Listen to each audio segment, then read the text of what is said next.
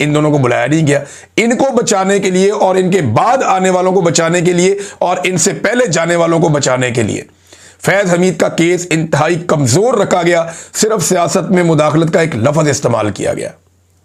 पूरी लिस्ट लिख कर दी थी नून लीग के लोगों की, पीटीआई के लोगों की, पीपल्स पार्टी के लोगों की, एमक्यूएम के लोगों की, फजलुर रहमान के लोगों की, हर बंदे की, कोई पॉलिटिकल पार्टी या नेम एनी पार्टी, सबका लिख कर दिया था कि जनाब इन सारों को बुलाएं, बुलाकर पूछें सियासत में कहां कहां पे किस किस ने मुदाखलत की। उसमें बहुत सारे जर्नैल और बहुत सारे पर्दा नशीन उसके अंदर फंसते थे। लेकिन उन सबको बचाने के लिए यह गोल मोल किस्म का जुमला जरूर शामिल किया गया, लेकिन बदकिस्मती से सियासत में मुदाखलत के मामले पे फैज हमीद पे सही तरीके से ट्रायल नहीं चलाया गया। अगर सही तरीके से ट्रायल चलाते तो कई जर्नैल लटक जाते, कई बंदे और इसके अंदर आ जाते, कई सियासतदान भी इसमें आ जाते और पाकिस्तान में अच्छा खासा सफाया हो जाता गंद का। लेकिन बदकिस्मती से यह नहीं किया गया। बाकी जर्नैलों के साथ क्या होगा? अच्छा, क्या इमरान खान को इसमें सजा हो सकती है?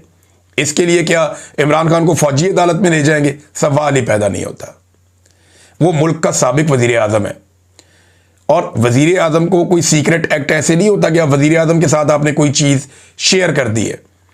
इमरान खान साहब पे एक साइफर वाला मुकदमा बनाया था, वो हाई कोर्ट ने उड़ाकर रद्दी की टोकरी में फेंक दिया। इसके अलावा उसके पल्ले और कुछ नहीं है, एक ही मुकदमा बन सकता था। और कौन सा ऑफिशियल सीक्रेट एक्ट है? क्या वजीर आजम को इन्फॉर्म नहीं किया जाएगा सीक्रेट मामला, तो किसको इन्फॉर्म किए जाएंगे? तो यह भी एक मजायका खेज बात है कि इमरान खान पे इस पे भी एक मुकदमा बन जाएगा। और एक चीज मैं आपको और बता दूं कि इमरान खान साहब पे अगर किसी एक चीज में भी मुकदमा बनाना है और उन्हें फौजी अदालत में लेकर जाना है तो आलमी सतह के ऊपर इतना रोला बनेगा और पाकिस्तान के अंदर इतना रोला बनेगा कि जो ये फैसला करेगी तो मिलिट्री एस्टेब्लिशमेंट ही करेगी ना।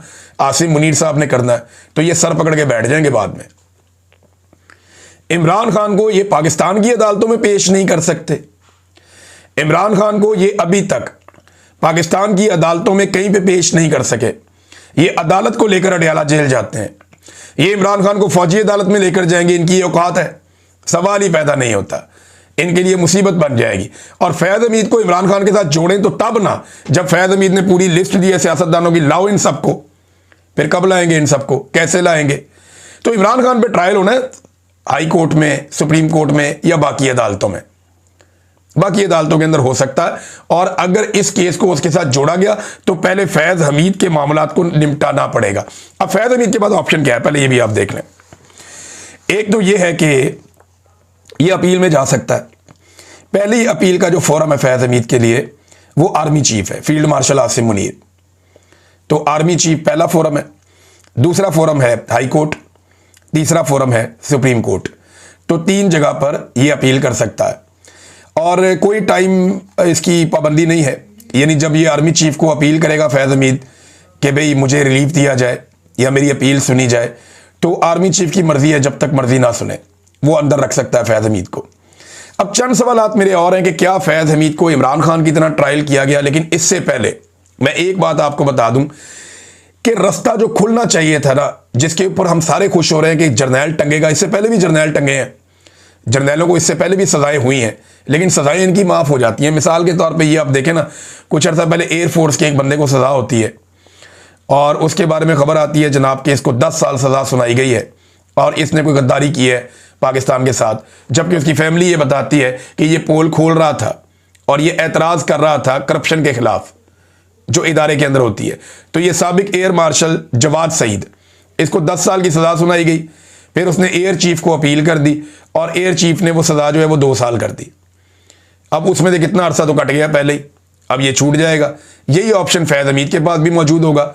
अगर आसिम मुनीर नहीं छोड़ेगा तो ये मामला चला जाएगा हाई कोर्ट में। तो हाई कोर्ट के अंदर और एक फौजी अदालत के अंदर जमीन आसमान का फर्क है। जो मैंने अभी तक इंफॉर्मेशन इकट्ठी की है, इन्होंने जानबूझकर बहुत सारे लूप होल्स छोड़े हैं। सियासत में मुदाखलत में तो सजा हो ही नहीं सकती भाई, किसी को बुलाएंगे, सुनेंगे, कोई गवाह होगा, कोई शवाहिद होंगे, ये तो जानबूझकर इन्होंने किया है। क्योंकि अगर फैज हमीद को सियासत में मुदाखलत में सजा दी होती सही तरीके से तो फिर नदीम अंजुम को भी देनी थी, जनरल बाजवा को भी देनी थी, अभी जनरल आसिम मलिक है उनको भी देनी थी, फिर बाद में फील्ड मार्शल आसिम मुनीर को भी देनी थी। लेकिन फील्ड मार्शल आसिम मुनीर ने एक काम किया। अभी ये जो लोग बयानियां बना रहे हैं ना, उछल कूद कर रहे हैं कि जनाब फौज के अंदर एहतसाब का अमल आप देखें जनाब, आप ये देखें कि फौज ने अपने बंदे का एहतसाब कर दिया। एक तो सवाल ये है कि क्या इमरान खान की तरह एहतसाब किया? इमरान खान की पूरी फैमिली को रगड़ दिया गया। क्या जनरल फैज़ के साथ ये हुआ? इमरान खान के लोगों के मुंह पे काला कपड़ा डाल के घसीटा गया। क्या जनरल फैज़ के साथ ये हुआ?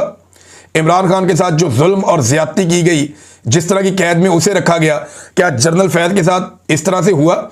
जनरल फैज़ कंफर्टेबल है, उसकी फैमिली भी उसको जाकर मिलती है, बाकी लोग भी उसको जाकर मिलते हैं, वकील के साथ वो जब चाहे बुला के बातचीत कर सकता है।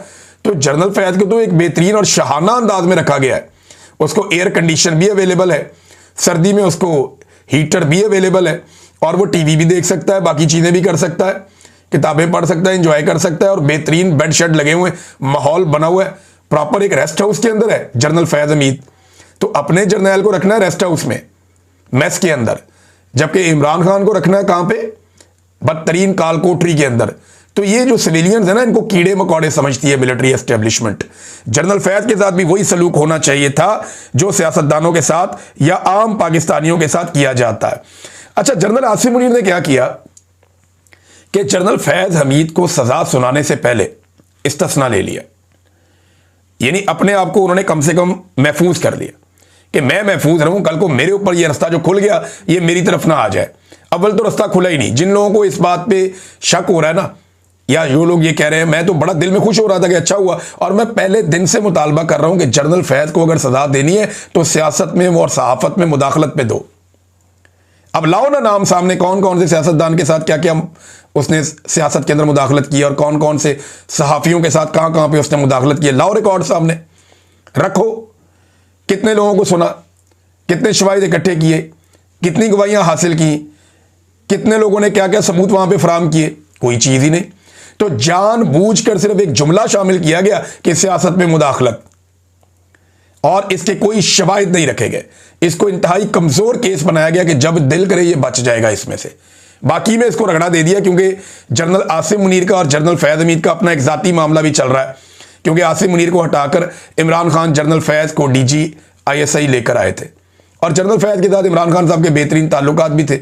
उन्होंने इमरान खान साहब की बड़ी मदद भी की कई मामलात में, लेकिन फिर इनके ताल्लुकात बिगड़ भी गए थे। एक टाइम ऐसा आया था कि इमरान खान साहब ने जनरल फैज़ हमीद का नंबर अपने मोबाइल फ़ोन से ब्लॉक कर दिया था, और जनरल फैज़ हमीद चाह भी रहे थे कि जनरल बाजवा और इमरान खान के बीच में सुलह करवाएं, जिस पे इमरान खान साहब ने उनका नंबर, एक वक्त आया था कि जनरल बाजवा का और जनरल फैज़ का दोनों का नंबर ब्लॉक कर दिया था। ये खबर मैं आपको बहुत पहले दे चुका हूं। तो आर्मी चीफ ने पहले तो ले लिया जनाब इस्तिस्ना, और उसके बाद दी जनरल फैज़ को सजा। तो यहां से आप नेक नियति का अंदाजा कर सकते हैं कि फौज के अंदर जो एहतसाब का एक ढिंडोरा पीटा जाता है कि सियासत में मुदाखलत पे एहतसाब होगा, तो मैं आपको फिर बता दूं कि सियासत में मुदाखलत पे फौज ने एहतसाब करने का कोई इरादा जाहिर नहीं किया। और ये केस जो है, इसके अंदर भी जनरल फैज़ के लिए बहुत सारे रास्ते छोड़े गए, ताकि जनरल फैज़ कल को थोड़े अरसे के बाद वो इन केसेस से निकलकर पाकिस्तान से ही बाहर चला जाएगा।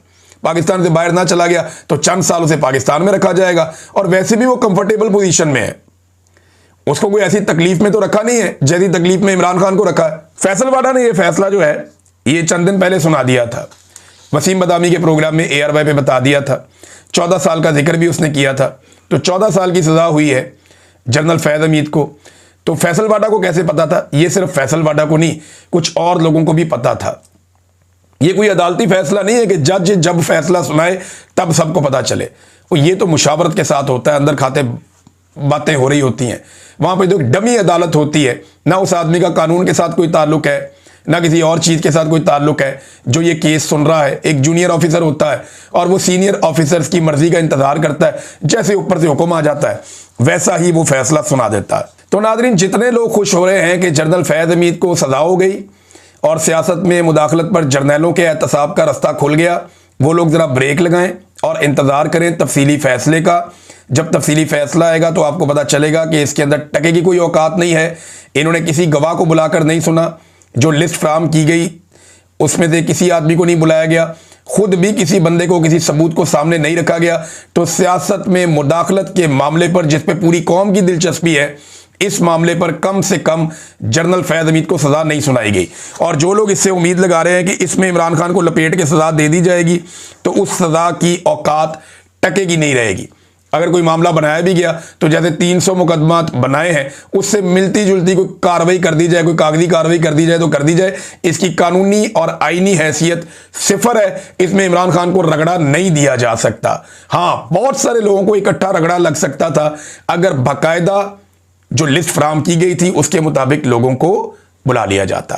तो नादरीन, ये वो केस था, बाकी चीज़ों पे बाद में बात करेंगे। सुहेल अफरीदी साहब अदालत में पहुंचे हुए हैं और अडयाला के बाहर वंस अगेन 10वां चक्कर है उनका। अलीमा खानम ने बड़े सख्त बयानात दिए हैं, दीगर खबरें भी हैं, लेकिन टाइम काफ़ी ज़्यादा हो गया, वो शेयर करते हैं आपके साथ नेक्स्ट वीलॉग में। अब तक इतने, अपना ख्याल रखिएगा, अपने इस चैनल का भी। अल्लाह हाफिज़।